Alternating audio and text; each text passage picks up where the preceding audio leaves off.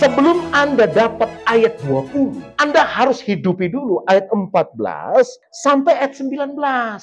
Kita coba lihat nih ayat 14. Frekuensinya apa? Ada 3 di sini menurut saya. Saya minta tolong Tri bacakan ayat 14 sampai ayat 19. Itulah sebabnya aku sujud kepada Bapa, yang daripadanya semua turunan yang di dalam surga dan di atas bumi menerima namanya. Perhatikan ya. Ayat 16 coba. Aku berdoa supaya Ia menurut kekayaan kemuliaannya menguatkan dan meneguhkan kamu oleh rohnya di dalam. Meneguhkan kamu oleh rohnya dalam batin. Ini yang pertama nih. Lalu berikutnya coba.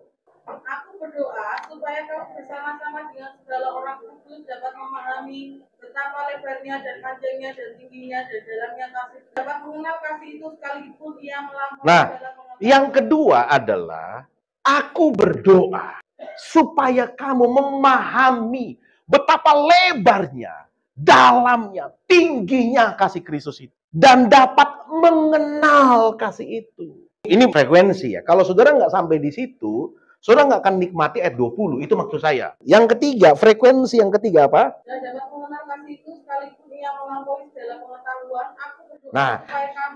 Aku berdoa supaya kamu dipenuhi dengan seluruh kepenuhan Allah. Lalu apa yang terjadi? Bagi Dialah yang dapat melakukan jauh lebih banyak daripada yang kita doakan atau pikirkan, seperti ternyata dari kuasa yang. Baru ayat yang ke-20. Yesus menjawab lebih dari yang kudoakan. Di lagu itu bagus, menarik. Tapi itu ayat 20 lagu itu gitu. Untuk bisa sampai di situ, yang pertama, supaya kamu kuat dan teguh. Oh, nggak sembarang untuk sampai ayat 20. Kalau imanmu masih gampang goyah gitu. Imanmu masih nggak teguh gitu loh. Nggak bisa kamu sampai di ayat yang ke-20. Maka iman duluan yang dikuatkan. Ngomong sama sebelahnya. Imanmu harus teguh gitu. Ada berapa banyak orang Kristen? Imannya itu gampang banget diseret ke kiri, seret ke kanan. Ikat ke kiri, ikat ke kanan, goyang kiri. Lagu sekolah minggu itu dari positif menjadi negatif jadinya di tangannya dia. Benar-benar goyang hidupnya. Ditarik ke kiri, oke, melu ke kiri. Tarik ke kanan, melu ke... Nggak punya prinsip gitu. Ya orang yang tidak punya prinsip dalam kehidupan, itu dia akan sulit untuk terima kenyataan bahwa Yesus menjawab lebih daripada yang kita doakan. Nggak gampang, nggak. Hatimu itu teguh kalau Anda sudah komitmen. Entah dalam gereja, dalam pelayanan. Entah dalam itu gampang kelihatan orang yang mentalnya teguh itu atau tidak.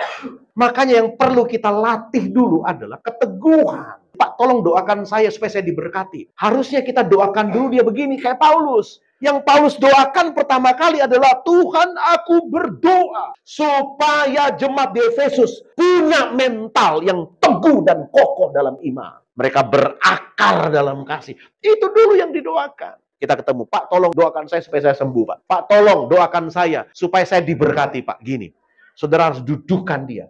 Doakan dia supaya dia kokoh, teguh, dan berakar di dalam kasih.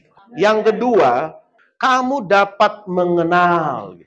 Saudara perhatikan gini, ada 2 di sini. Dia itu melampaui pengetahuan. Artinya melampaui logika. Tapi saudara disuruh mengenal. Gitu. Saya bicara dengan orang teologi ya, kadang-kadang nggak nyambungnya di sini.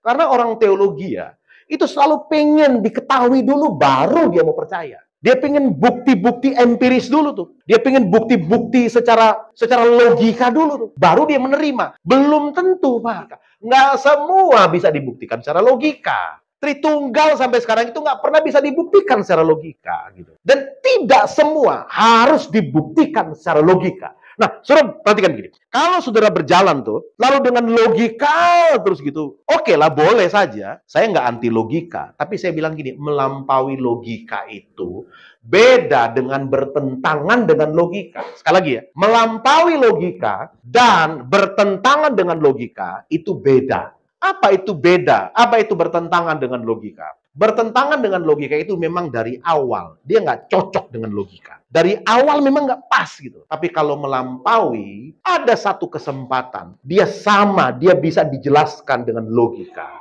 Tapi karena ini terlalu berat, terlalu besar, dia melampaui itu. Bahkan dalam hukum fisika saja, semua yang terjadi belum bisa dijelaskan secara matematis, secara rumusan, secara teori fisika. Belum bisa semuanya.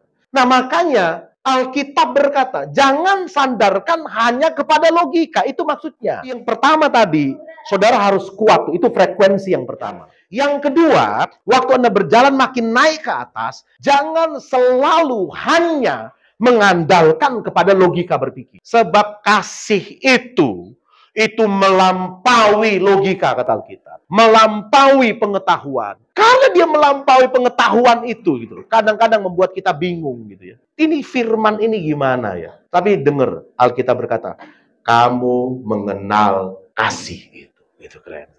Senggol sebelahnya, kenal kasih itu, walaupun melampaui logika. Apa itu logika dan melampaui logika dalam kasih? Kasih karunia itu melampaui logika. Kalau Anda sudah ngomong kasih karunia, itu nggak masuk dalam logika. Nggak mungkin, Pak. Orang yang sudah berdosa kayak begini, tetap diterima oleh Tuhan. Itu nggak masuk logika itu. Itu kasih karunia itu kayak gitu. Nggak mungkin ini wanita sudah bersinah. Hukum dia, kata gitu. Yesus cuma tulis di tanah. Habis tulis di tanah, Yesus bangkit dan berkata, siapa yang tidak berdosa? Pertama kali orang itu lempar wanita ini dengan batu. Nggak ada yang berani lempar. Lalu Yesus bilang gini, aku pun tidak menghukum engkau. Pergilah, jangan berbuat dosa lagi. Itu udah di hadapan fakta hukum, Pak. Hukum dia tuh, dirajam itu. Karena udah ada buktinya. Bukti dia bersinah. Kok bisa di gap ya? Kok bisa? Itu kayak dijebak itu wanita itu. Kalau guru saya berkata begini, orang Farisi dan ahli Taurat tuh, itu kayaknya suruh temennya itu bayar wanita ini. Sebab yang lakinya kok bisa nggak ada gitu loh. Harusnya kan kalau ke gap, digrebek, melakukan persinahan tuh ada laki ada perempuan. Ini lakinya kemana? Lakinya konco-konco dari ahli Taurat itu gitu, saudara gitu. Dijebak ini perempuan ini, makanya diseret dia untuk secara fakta hukum. Logika itu, logika hukumnya. Dia bersalah, lempar dia dengan batu. Tuhan bilang begini, siapa yang tidak berdosa? Siapa yang tidak pernah bersalah? Lempar dia dengan batu. Duluan, ayo, nggak ada yang berani. Yesus pun berkata, aku mengampuni engkau, nggak akan hukum engkau. Logikanya berkata apa? Hukum dia. Karena bukti-bukti, dua alat bukti sudah ada. Tapi kasih karunia bilang, no. Itu melampaui pengetahuan. Yang ketiga, dipenuhi dengan kepenuhan Allah. Wah, itu keren. Saudara, saya mau bilang begini, bagaimana orang bisa dipenuhi dengan kepenuhan Allah? Firman, betul. Karena firman itu adalah Allah yang menjelma menjadi manusia, itu firman. Jadi kalau orang berkata begini, saya ingin penuh dengan Allah, tapi engkau tidak penuh dengan firman, nonsen itu namanya. Jadi mulai dari situ. Yang kedua, penuh dengan apa? Firman dan roh gitu. Jadi penuh dengan firman, penuh dengan roh. Nah, itu kan kata Alkitab. Di situ menurut saya, itu frekuensi itu. Yang Paulus lagi letakkan kepada kita. 3 doanya Paulus. Yang pertama, supaya mereka kuat dan teguh. Yang kedua, supaya mereka kenal kasih itu. Yang ketiga, supaya mereka penuh dengan kepenuhan akan Allah. Baru Paulus bilang ayat 20. Bagi dialah yang dapat melakukan jauh lebih banyak daripada apa yang kita doakan atau pikirkan. Seperti yang ternyata dari kuasa yang bekerja di dalam kita. Katakan amin, saudara.